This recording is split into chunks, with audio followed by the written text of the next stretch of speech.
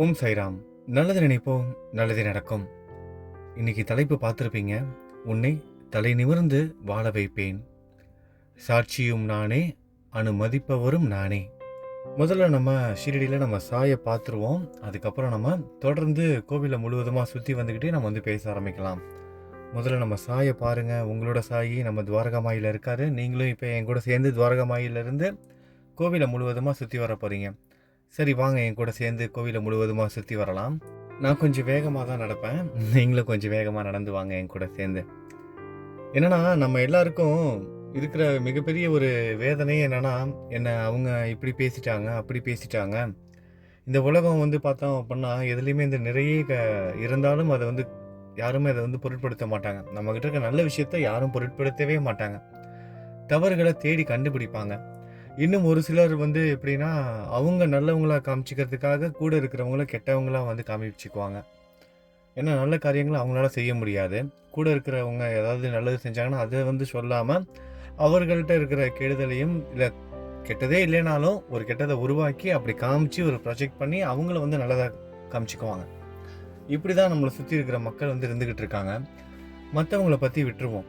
நம்ம சரியாக இருக்கணும். ஏன்னா நம்ம ஒரு ஆன்மீக வழியில், அதுவும் சாய் காட்டுற பாதையில் போய்கிட்டு இருக்கோம். அப்போ நம்ம மற்றவங்களை பற்றி இந்த குறை சொல்வது இதெல்லாம் இருக்கவே கூடாது.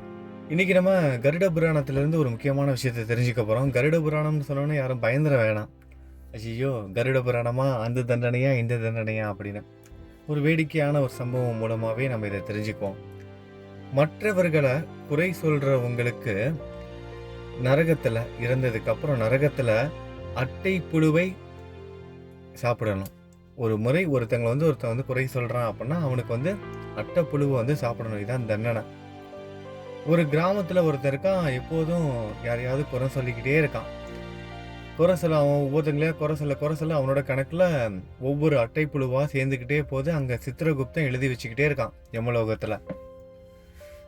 சித்திரகுப்தன் பார்க்குறான். ஒரு நேரத்தில் என்னடா இவனோட கணக்கு ரொம்ப அதிகமாகிக்கிட்டே போகுது, 1000 வந்துருச்சு, 1000 அட்டை புழு வந்துருச்சு, இதுக்கு மேலே தாங்காதுப்பா அப்படின்னு சொல்லிட்டு சித்திரகுப்தனை அந்த மனிதனை சந்திக்கிறான். இங்கே பாருப்பா, நீ தொடர்ந்து மற்றவங்கள்ட்ட இருக்க குறையாவே சொல்லிக்கிட்டே இருக்க. இப்படி குறை சொல்வதன் மூலமாக உன்னோட தண்டனை ரொம்ப அதிகமாகிட்டே போகுது. இது வரைக்கும் உனக்கு 1000 அட்டை புழுக்கள் சேர்ந்துருச்சு.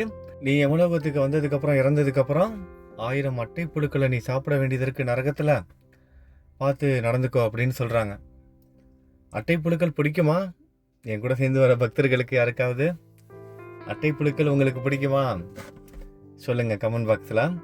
சரி, இவன் கேட்குறான், என்ன சாமி பண்ணுறது? இப்போ நான் இப்படி பண்ணிட்டேன், இதுலேருந்து மீண்டு வர்றதுக்கு ஏதாவது ஒரு வாய்ப்பு ஒன்று கொடுங்க. இல்லைப்பா, அதெல்லாம் முடியாதுப்பா, தண்டனை அனுபவிச்சு தான் பாவணும் சித்திரகுப்தன் சொல்கிறாரு. உடனே இவன் கேட்குறான், ஏதாவது ஒரு வழி இருக்கும், யோசிச்சு ஒரு வழியை சொல்லுங்க. வந்துட்டீங்க, இது செய்யக்கூடாதுன்னு சொல்லிட்டீங்க, இதுலேருந்து மீண்டு வர்றதுக்கு வாய்ப்பே நீங்கள் சொல்லிட்டு போயிருங்க அப்படின்னு ரொம்ப ரிக்வஸ்ட் பண்ணி கேட்குறான். சித்திரகுப்தனும் கொஞ்ச நேரம் யோசிச்சுட்டு, சரி நீ என்ன பண்ணு, தினமும் காலையில் குளித்து முடிச்சுட்டு புதுசாக ஒரு ட்ரெஸ்ஸை எடுத்து போட்டுக்கோ, நேராக கிளம்பி பனைமரத்துக்கு கீழே போய் உக்காந்து பாலை குடி டெய்லியும் அப்படிங்கிறான். சித்திரகுப்தன் சொல்லிட்டு அவர் பாட்டு போயிட்டார். இவன் தினமும் என்ன பண்ணுறான், அதே மாதிரி சித்திரகுப்தன் சொன்ன மாதிரியே காலையில் எழுந்திரிக்கிறது, குளிக்கிறது, புதுசாக இருக்கிற ட்ரெஸ்லேயே ஒரு நல்ல ட்ரெஸ்ஸாக எடுத்து போட்டுக்கிட்டு கிளம்பி நேராக பனைமரத்துக்கு கீழே போயிட்டு தினைக்கும் உட்காந்து பாலை குடிக்கிறது. பனைமரத்துக்கு கீழே உட்காந்து பாலை குடித்தா என்ன சொல்லுவாங்க நம்ம மக்கள்? பனைமரத்துக்கு கீழே பாலை குடித்தாலும் கல் குடிக்கிறேன்னு தானே சொல்லுவாங்க. அதே தான் நடந்துக்கிட்டு இருக்கு. வரவங்க போகிறவங்க எல்லாரும், என்னடா இவன் காலங்காத்தாலே இப்படி கல் குடிச்சிக்கிட்டு இருக்கானே, காலங்காத்தாலே கல் குடிக்கிறானே அப்படின்னு வரவங்க போகிறவங்க எல்லாரும் தினைக்கும் இதை சொல்லிக்கிட்டே இருக்காங்க. அப்படி அவங்க அவனை பற்றி குறை சொல்ல சொல்ல சொல்ல இவனுக்கு இவனோட கணக்குல இருந்து ஒவ்வொரு அட்டை புழுக்களாக குறைஞ்சிக்கிட்டே இருக்கு. அட்டை புழுக்கள் ஒன்று ஒன்றா குறைஞ்சிட்டு இருக்கு. 1000லேருந்து 999, 998 அப்படியே குறைஞ்சி குறைஞ்சி குறைஞ்சி ஒரு நாள் எல்லாம் முடியுது. கடைசியாக ஒரே ஒரு அட்டைப்புழு மட்டும்தான் இருக்கு அவனோட கணக்கில். வீட்டுக்கு வரான். அவனோட மனைவி கேட்குறாங்க அவனை பார்த்து, ஏங்க அந்த பால் தானே குடிக்கிறீங்க, அதை ஒழுங்காக வீட்டிலே குடிக்க வேண்டியதானே, எதுக்கு தேவையில்லாமல் போய் அந்த பனை மரத்துக்கு கீழே உட்காந்து பாலை குடிச்சிட்டு வரவங்க போகிறவங்களெல்லாம் இப்படி பேச வைக்கிறீங்க, இதெல்லாம் உங்களுக்கு தேவையா அப்படின்னு அவனோட மனைவி கேட்கவும், உடனே இவனும் சிரிச்சுக்கிட்டு, கடைசியாக ஒரே ஒரு அட்டைப்புழு தான் இருந்துச்சு, இந்தா வச்சுக்கப்போ அப்படின்னு முடிக்கிறான். அதாவது கருட புராணத்தில் இருக்க ஒரு வேடிக்கையான கதை இது. நம்ம எப்போதுமே யாரையுமே வந்து இந்த குறை சொல்வதே வந்து கூடவே கூடாது. ஒரு முறை துரோணாச்சாரியார் யுதிஷ்ட மகாராஜாவுக்கு தர்மனுக்கு வந்து ஒரு பரீட்சை வைக்கிறார். தர்மனுக்கு குருகுலத்தில் வந்து இருக்கும்போது துரோணாச்சாரியார் யுதிஷ்டனுக்கு வந்து ஒரு பரீட்சை வைக்கிறார். நீ இந்த உலகத்தில் எங்கே வேணா போ, எதை வேணா போய் பாரு, ஆனால் இந்த உலகத்தில் தேவையில்லாத ஒன்று எது அப்படின்னு கண்டுபிடிச்சிட்டு வா.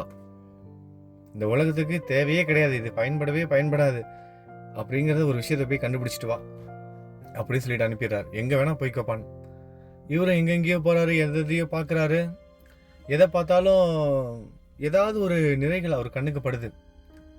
ஒரு பூவை பார்க்குறாரு, ஆனால் அதில் வந்து மனம் இல்லாமல் இருக்கு, வாசனையே இல்லை. ஆனால் அதோட கலர் ரொம்ப நல்லா இருக்கு, அதோட நிறம் வந்து ரொம்ப நல்லா இருக்கு.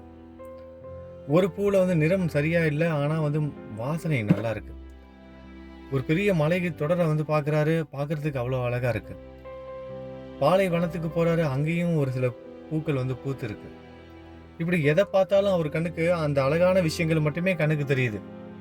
நம்ம ஆளுங்களை மட்டும் விட்டுருந்தோம், குறையா கண்டுபிடிச்சிருப்போம்ல. ஒரு அடி எடுத்து வைக்கிறதுக்குள்ள குறையா கண்டுபிடிச்சிருவோம். ஏன் துரோணாச்சாரியாரே சொல்லிடுவோம், உங்ககிட்டயே இவ்வளோ குறை இருக்கு அப்படின்னு. நம்ம கண்ணுக்கு குறைகள் மட்டும்தான் தெரியும். ஆனால் தர்மராஜாவுக்கு ஒன்றுமே தெரியல, என்னடா செய்யறதுன்னு தெரியல தர்மனுக்கு. டூ பாத்ரூம் போகிறாரு, யோசிச்சுக்கிட்டே இருக்காரு. டூ பாத்ரூம் வருது, டூ பாத்ரூம் போகிறாரு. அதாவது என்ன, மலம் கழிக்கிறாரு. மலம் கழிக்கும் போது அவருக்கு ஒரு எண்ணம் வருது, மாட்டோட மலம் சாணம் கூட உரமாகுது. அதை வந்து காய வச்சு மக்கள் வந்து சமைக்கும் போது எரிய வச்சு அதை வந்து எரிபொருளாக வந்து பயன்படுத்துகிறாங்க. அந்த காலத்துலலாம் வீடுகள் கூட சாணத்தாலேயே வந்து பூசிலாம் வந்து வீடெல்லாம் கட்டுவாங்க, நம்ம பார்த்துருப்போம். இப்போ இருக்கிற தலைமுறையினருக்கு தெரியாது, வீட்டு வாசலில் சாணம் தெளிப்பாங்க அப்படிங்கிறதே அவங்களுக்கு வந்து ஒரு பெரிய விஷயமா இருக்கும். அவங்க அதெல்லாம் பார்த்துருக்க மாட்டாங்க. அப்படி எல்லா விஷயத்துக்கும் வந்து சாணம் வந்து பயன்படுது. ஆனால் இந்த மனித மலம் மட்டும் எந்த ஒரு பிரயோஜனமும் இல்லாதது அப்படிங்கிற ஒரு முடிவுக்கு வந்து, சரி நம்ம போயிட்டு நம்மளோட குரு துரோணாச்சாரியார்கிட்ட இதை வந்து சொல்லிடலாம். மனித மலம் தான் எதுக்குமே இந்த உலகத்தில் வந்து பயனற்றதுன்னு சொல்லலாம்னு நினைக்கும் போது அந்த மலம் பேச ஆரம்பிக்குது. கொஞ்சம் வெயிட் பண்ணுப்பா, நீயாவே ஒரு முடிவுக்கு வந்துடாத. நேற்று வரைக்கும் நான் நல்லா தான் இருந்தேன், நல்ல ஒரு காய்கறிகள் ஆரோக்கியத்தை தரும் ஒரு நல்ல சுவையான காய்கறிகளாகவும் சுவையான ஒரு பழங்களாகவும் இருந்தேன். எப்போ நான் உன் வயிற்றுக்குள்ள வந்தனோ அதுக்கப்புறம் தான் எனக்கு இந்த கதி வந்தது. நேற்று வரைக்கும் நான் நல்லா இருந்தேன், சுவையான பழங்களாகவும் காய்கனிகளாகவும் நான் இருந்தேன். நான் எப்போ நான் உன் வயிற்றுக்குள்ள வந்தனோ அதுக்கப்புறமா தான் இப்படி ஆயிட்டேன் அப்படின்னு சொல்லு. அப்பதான் தர்மர் புரிஞ்சுக்கிறாரு, இந்த உலகத்திலேயே வந்து எதுக்கும் பயன்படாதது மனிதர்கள் தான், நம்ம தான் அப்படின்னு. எங்க பார்த்தாலும் சண்டை, எந்த நாடை எடுத்தாலும் சண்டை, நிம்மதி இல்லை, அந்த பிரச்சனை இந்த பிரச்சனை, மொழி பிரச்சனை, இன பிரச்சனைன்னு ஏதாவது ஒரு இடம் சொல்ல முடியுமா? உலகத்துல 2 இடங்கள் மட்டும்தான் அமைதியான இடங்கள். என்னது அது? ஒன்று அண்டார்டிகா, ஒன்று ஆர்டிகா. அங்கே 2 இடத்துல மட்டும்தான் அமைதியான இடங்கள். ஏன்? அங்கே தான் நம்ம பசங்க இல்லை, அதாவது மனிதர்கள் இல்லை. நம்ம இல்லாத இடம் தான் உலகத்திலேயே அமைதியாக இருக்கு. அதாவது எங்கே பார்த்தாலும் குறை கண்டுபிடிக்கிறது, எங்கே எவனை எது செய்கிறது, யார்கிட்ட இருக்க குறைய வந்து பெரிய இதாக பூதாகரமாக்குறது, யாரை காயப்படுத்துறது, யாரை ஏளனப்படுத்துறது, யாரை அவமானப்படுத்துறது, மற்றவங்களை அவமானப்படுத்தி சந்தோஷப்படுறது ஒரு பிறவிகள். மற்றவங்களை பற்றி நம்ம கவலையே படக்கூடாது. நம்ம வாழ்க்கை நம்ம குரு காட்டுற பாதையில் நம்ம போயிட்டுருக்கோம். நம்ம தெளிவான சிந்தனையோடு வந்து இருக்கணும். யார் என்ன சொன்னாலும் அதை வந்து பொருட்படுத்தாதீங்க, ரியாக்ட் பண்ணாதீங்க, அதுக்கு வந்து முக்கியத்துவம் கொடுக்காதீங்க. ரியாக்ட் பண்ணீங்க, அதாவது நம்மக்கிட்ட இருக்க குறைய நம்ம வந்து ரியாக்ட் பண்ணாலும் சரி, இல்லை மற்றவங்க நம்மக்கிட்ட இருக்க குறைய சொல்லி இல்லாத ஒரு விஷயத்த சொன்னாலும் சரி, நம்ம அதை ரியாக்ட் பண்ணோம்னா நம்ம இறை பாதையிலேருந்து விளைகிறோம் அப்படிங்கிறத அர்த்தம். நல்லா தெரிஞ்சுக்கோங்க, உங்களுக்கு புரியும் நினைக்கிறேன். நம்மக்கிட்ட இருக்கிற ஒரு குறை, உண்மையாகவே நம்மக்கிட்ட ஒரு குறை இருந்தாலும் அதை நினச்சி நம்ம ரொம்ப கவலைப்பட்டாலும் நம்ம இறை பாதையிலேருந்து விலகி போகிறோன்னு அர்த்தம். நம்மக்கிட்ட இல்லாத ஒரு விஷயத்த சொல்லி யாரோ ஒருத்தங்க தவறுதலாக பேசுகிறாங்க, நம்மளை அதிகப்படுத்தணும்னு நினைக்கிறாங்க, அதை நினச்சி நம்ம கவலைப்பட்டாலும் இல்லை அதை நினச்சி நம்ம கோவப்பட்டாலும் நம்ம இறை பாதையிலேருந்து, ஆன்மீக பாதையிலேருந்து நம்ம விலகி போகிறோன்னு அர்த்தம். உங்களுக்கு புரிஞ்சிருக்கும்னு நினைக்கிறேன். நம்ம பாதையில் போயிட்டே இருக்கணும். நம்ம பாட்டு சிவனேன்னு நான் பாட்டு வாழ்ந்துட்டு இருக்கேன் அப்படின்னு சொன்னால் மட்டும் பத்தாது. நம்ம பாட்டு சாய்ராம் சாய்ராம் சாய்ராம்னு நம்ம பாட்டு போய்கிட்டே இருக்கணும். யாரோ என்னமோ பண்ணிட்டு போகிறாங்க. நேற்று வரைக்கும் நான் அவனுக்கு இவ்வளோ உதவி செஞ்சனே, அவனுக்கு இவ்வளோ உதவி செஞ்சனே, அவனே இப்படி பேசிட்டானே, என் வாழ்க்கையில் அவங்களுக்கு எவ்வளோ முக்கியமான ஒரு இடத்த கொடுத்துருந்தேன், எவ்வளோ அன்பு வைத்திருந்தேன், அவங்க என்னை இப்படி காயப்படுத்திட்டாங்களே, அது இதுன்னு இப்படியே யோசிச்சு இந்த பௌதீக வாழ்க்கையிலேயே நம்ம அப்படியே சுழண்டுக்கிட்டே இருந்தோம்னா நம்மளால நிம்மதியாகவே வாழ முடியாது. கொஞ்சம் கொஞ்சமாக மனசு பக்குவப்பட்டு இதுல இருந்தெல்லாம் விடுதலை அடைந்தாதான் நம்ம நிம்மதியாக வாழ முடியும். சாயோட நாமத்தை ஜெபம் பண்ணிக்கிட்டு நிம்மதியாக வாழ்வதற்கு முயற்சி செய்யுங்க. எங்கே நீங்கள் தலை குனிந்தீங்களோ அந்த இடத்துல உங்களை தலை நிமிர வைப்பார் உங்களோட சாய். நம்பிக்கையோடு இருங்க, எல்லாமே நல்லதாகவே நடக்கும். இன்றைக்கி நம்ம சாய் குடும்பத்தில் யாரெல்லாம் பிறந்தநாள் கொண்டாடுறாங்களோ அவங்க எல்லாருக்கும் பிறந்தநாள் நல்வாழ்த்துக்கள். திருமண நாள் கொண்டாடும் தம்பதிகளுக்கு திருமண நாள் நல்வாழ்த்துக்கள். நம்ம சாய் குடும்பத்தில் நிறைய சகோதர சகோதரிகள், பெரியவங்க, குழந்தைகள் உடல்நிலை சரியில்லாமல் இருக்காங்க.